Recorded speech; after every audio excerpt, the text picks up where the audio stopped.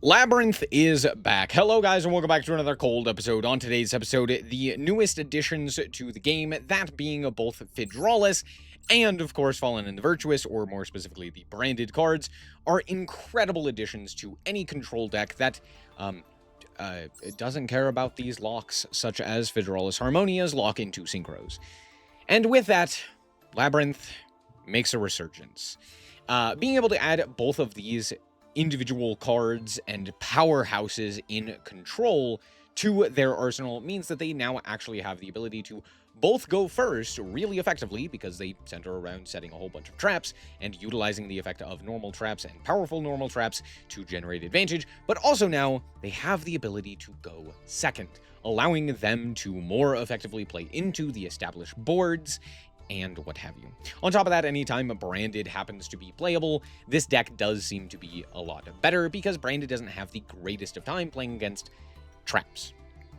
So we're going to go over the 44 cards that we are playing here and the explanation for them. First and foremost, let's start with the Labrynth cards. We're playing a small smattering of monsters, but for the most part, we're not actually playing a whole lot of Labrynth cards in a Labrynth deck. This is more just control as like a nebulous term, but it's mostly centered around the lab cards as your main advantage engine. We're playing 3 Ariana to search out our cards, the 2 Lady of the Silver Castle, and then the 1 Lovely Lab of the Silver Castle. As for the the other lab cards, we're playing the 1 Lab. Nice field spell, very useful for setting up additional uses of your trap cards and what have you. And then we're playing the 2 Welcome and the 3 Big Welcome. And that's it for the actual lab cards. We're not playing any of the other Labrynth monsters. They're just not really all that necessary in this version of the deck, but you still could make a deck with them, and we might be exploring that later. So, as for the rest of the cards, we are playing the branded engine, as previously mentioned. We're just playing 3 Fallen of the White Dragon, because playing the actual Albaz isn't really all that useful in this archetype, or in this deck in particular, because we don't actually make use of the fusion mechanic as much. There's a lot of times, because of Nadir Servant, because of Ecclesia, and because of Dogma Punishment, that we end up getting locked from the extra deck, so playing something like the regular Albaz just isn't all that useful. Speaking of which, we're also playing the Ecclesia. This is our only search target for this. So the idea is you summon out the Fallen in order to summon the Dogma Ecclesia to search out the Dogma Punishment, giving you the ability to interact with the opponent, but also activate a normal trap that can trigger some of your other effects. Pretty nice. We're also, of course, playing the 3 Fallen and the Virtuous, because it's insane. Cool. We have a ton of targets for it as well in the extra deck. As for the rest of our monsters, we are playing 1 Maxi and 3 Fidralis Harmonia with 6 targets in the extra deck. Fidralis Harmonia is one of the craziest cards to come out since Fallen and the White Dragon. So not that long, but the point still stands. It's a really powerful card.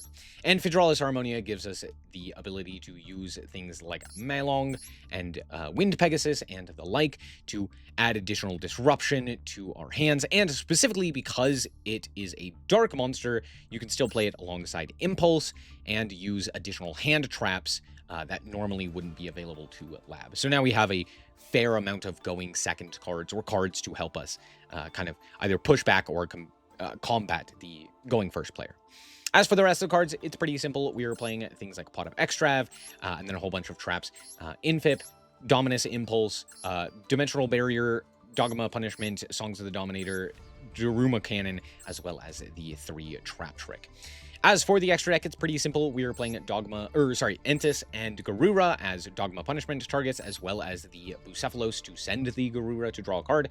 We're also playing the Titanclad, 2 Albion, the 1 Albalenitis, and the Rindbrum for our Fallen and the Virtuous and Fallen of Albaz targets, as well as the 1 Ecclesia. I have never summoned this card with this deck, and the reason for that is because it's impossible, technically. I think there is a world, theoretically, where you could summon this, but for the most part, it's not really worth it anyway. So it's just here for the send. That's pretty much it. We're also playing the Malong and the Wind Pegasus, which are our two main targets to send off of the Harmonia. But we also have ourselves the Chaos Angel, which is still fairly easy to summon, and you can also summon it with a light and a dark because of the Fallen and the Virtuous and the, or sorry, not Fallen and the Virtuous, because of Ecclesia and other level 4s. I'm lying to you. Actually, I don't think you can summon this. Forget I said that. It's here just for kicks and giggles. Kicks and giggles, I guess. I forgot that the numbers don't match up. My bad. Anyway, we also have the Pep and the Despian Lulu Alayeth. This is also another send target you can send to the graveyard to special summon out one of your Ecclesias. Then we have Typhon as well, and that's it for the extra deck. Let's hop into the replays and show you how this deck performed. Alrighty, here we are going first, and our hand is pretty good. Well, we all know that this pot of Extrav is getting Ash, right? Because of course it is. But that's fine. At least now they don't have the Ash for the rest of our cards. My opponent's going to go for the Cool Tune Clip and just not use it to synchro. They're just going to put it on field. Okay. Out comes the Q. Q is going to go for the Recco here. They're going to add the Rotary to the hand. I'm going to go for the Welcome here. The reason for this is because I don't want them to be able to activate a monster effect in response to anything else. No, sorry. The reasoning for this is I was going to go Ariana, and then Ariana into the Lady, and then Lady would then be able to reset some things. So that was kind of the idea there. However, our opponent decides to go for the Cool Tune Synchro in response, which is a choice. I don't know what the purpose of this is. However, because of that, we actually get to go for the Daruma here, booking the entire field, preventing them from getting the quick sync. So we get to go for the Ariana here. Ariana effect is going to activate. They're going to activate the Ghost Ogre to pop our card for some reason. And we're going to grab it. The Lady. Lady effect is going to summon itself. And now they go for the JJ Cool Tune. They flip up the Cool Tune Clip, which is a choice. But that does allow me to go for Punishment here. So we can actually go Punishment, pop the Clip, and then pop the JJ Cool Tune, leaving them with a Mix in hand and an Imperm in our grip. And they wouldn't have anything because we can send Entis here to pop the field spell, basically leaving them on nothing. Now, we also get the set off of the Lady Lab, and seeing this activation, my opponent concedes, realizing the game is over. So, good game.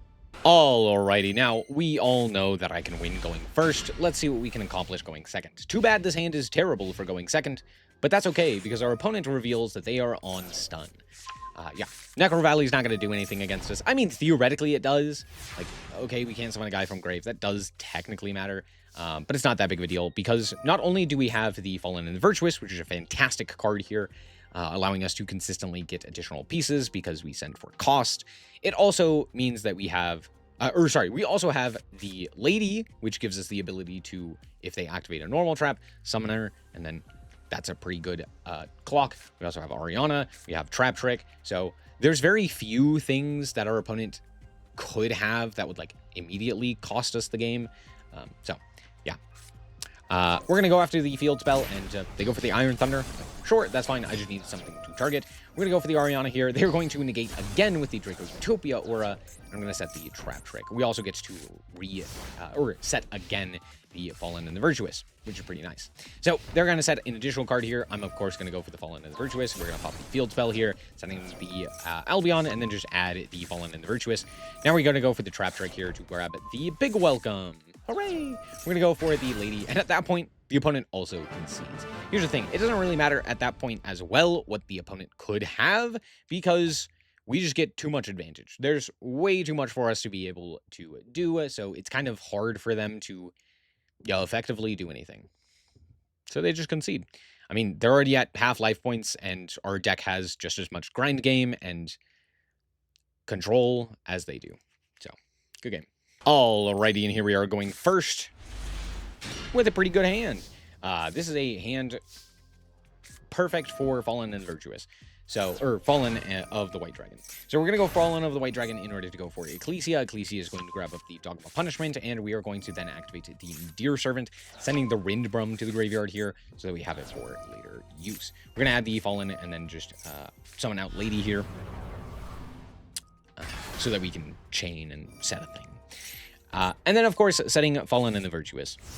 pretty good, all things considered. Let's see what our opponent can accomplish here. They're going to start off here by going after the field spell with the sending of the... whatchamacallit? This one. Ecclesia. They're going to send the dragon that devours the dogma as well. I'm going to attempt to imperm the fallen of the white dragon. I'm also going to chain here, see if they have anything. They didn't have anything to chain, so that's nice. We're going to set the big welcome here. Our opponent is then going to shuffle away the big welcome, which is a choice, to say the least. I guess. Okay. Out comes Ecclesia. I'm going to attempt to pop the white dragon here so that I can send a guy and potentially deal with the Ecclesia there. However, they have super polymerization, so I guess we're not doing that. And they, of course, keep the Albaz in the field. That sucks for us. They're going to shovel away two cards here. And then last card, Branded Fusion, of course. Why wouldn't it have been? Cool. Well, we do still have hopes and prayers. I mean, we still have the Ecclesia engrave, and that's kind of it. They're going to go with the sword here. They're going to grab back the Cartesia. And then they make a mistake here, and they go to combat. Now, combat here isn't technically all that bad, except for the fact that I am not dead here, and they do no damage to me, because they've goofed. We can just activate the Fallen and the Virtuous, reborning the Ecclesia, and just activate the effect of the Ecclesia to grab a Fallen and the Virtuous. I could have grabbed Dogma Punishment there, but Fallen and the Virtuous seem to live the better. Anyway, they're going to go for the Borreload Furious Dragon here, and sure. Add back a card. Yeah. Add back a card. Yeah.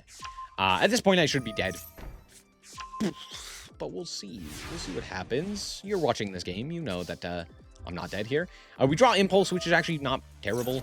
But I do kind of make a goof here. I go for the Fallen of the White Dragon and send Ecclesia. I should have just sent, like, Titanclad or just anything else, pretty much. Would have been significantly better. And the reason I say that is because they're going to go for the Retribution effect here. Now, notably, Retribution doesn't do anything. But, sorry.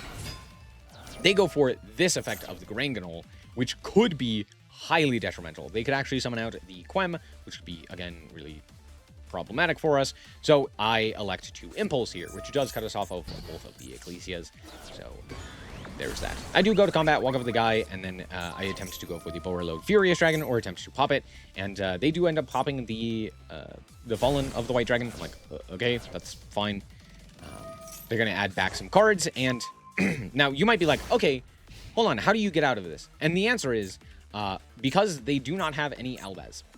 They have 0 Albaz. They have no access to Albaz right now. So I think we're okay. They're going to go for the Retribution here, and at this point, they add back the Branded Fusion, and then realize they can't really do anything. They activate the Nadir Servant, sending a guy, and just pass the turn. Disconnecting. Yeah.